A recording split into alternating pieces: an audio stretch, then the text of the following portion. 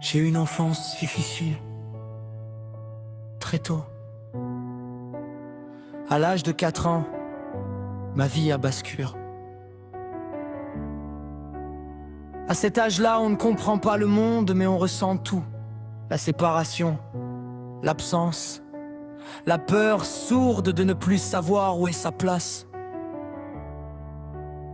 J'ai été placé dans une famille d'accueil, trop jeune pour mettre des mots sur la douleur, assez grand pour sentir que quelque chose était brisé à l'intérieur, comme si le sol avait disparu sous mes pieds. Grandir ainsi, c'est vivre entre deux mondes, ne jamais savoir vraiment où est chez soi. Avoir un toit mais chercher un refuge, et pourtant cette famille d'accueil, je ne l'oublierai jamais. Au milieu du chaos, ils ont été un cadre, une présence, une stabilité quand tout tremblait. Ils ont fait ce qu'ils ont pu, et pour l'enfant que j'étais, c'était déjà immense. Mais certaines blessures ne disparaissent pas. Même entouré, il y a des manques que rien ne comble vraiment.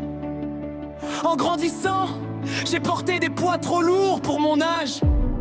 Des traumatismes que je n'avais pas choisis. Des silences que je gardais non pas par choix, mais parce que je ne savais pas comment dire l'indicible. Le jour où j'ai trouvé le courage de parler, le jour où j'ai essayé d'expliquer ce que j'avais vécu, certaines personnes se sont éloignées sans me croire, sans écouter, sans chercher à comprendre. Certaines m'ont même laissé tomber à cause de mon traumatisme, comme si ma douleur dérangeait, comme si mon histoire faisait peur, comme si être blessé me rendait moins digne d'amour. Alors j'ai appris à cacher, à sourire quand ça faisait mal, à être fort en silence. Je suis tombé plus d'une fois, et souvent je me suis relevé seul. La vie m'a aussi appris la perte. J'ai perdu mon grand-père adoptif en 2015, mon papa adoptif en 2017, et en 2024 ma grand-mère. Des départs qui rouvrent des blessures anciennes, des absences qui font encore écho quand le silence devient trop lourd. Et puis un jour, il y a eu une rencontre. Un jour j'ai rencontré ma mère. Pas celle qui fuit quand ça devient trop lourd, pas celle qui doute quand ça devient trop vrai, mais celle qui ouvre les bras quand d'autres ferment la porte.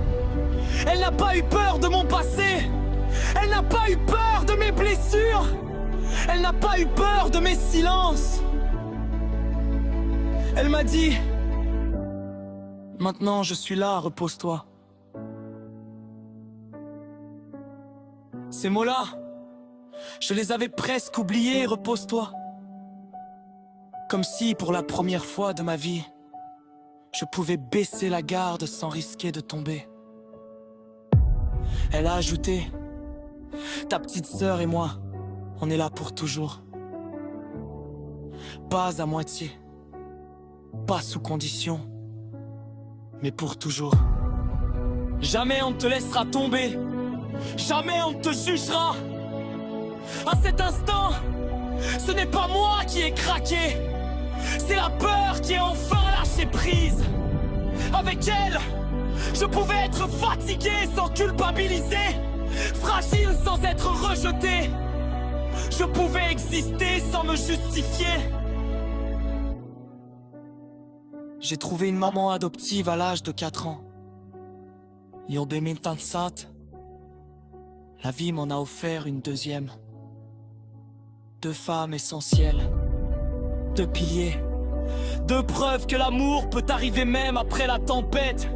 Je donnerai ma vie pour elles, parce qu'elles m'ont offert ce que je n'avais jamais eu, un endroit sûr. J'ai compris que la famille, ce n'est pas seulement le sang, c'est ceux qui restent quand l'histoire est lourde, ceux qui accueillent même quand on arrive abîmé. Mon parcours est fait de ruptures, de chutes, de pertes, mais aussi de mains tendues. Je n'oublie pas d'où je viens, ni ceux qui m'ont aidé à tenir debout, ni ceux que j'ai perdus, ni même ceux qui n'ont pas su rester. Mais aujourd'hui je choisis d'avancer avec ceux qui m'ont cru, ceux qui m'ont aimé, ceux qui m'ont dit sans condition: tu peux te poser ici. Je ne suis pas défini par mes traumatismes. Je suis la preuve qu'on peut survivre, apprendre à aimer encore, et enfin se reposer au bon endroit.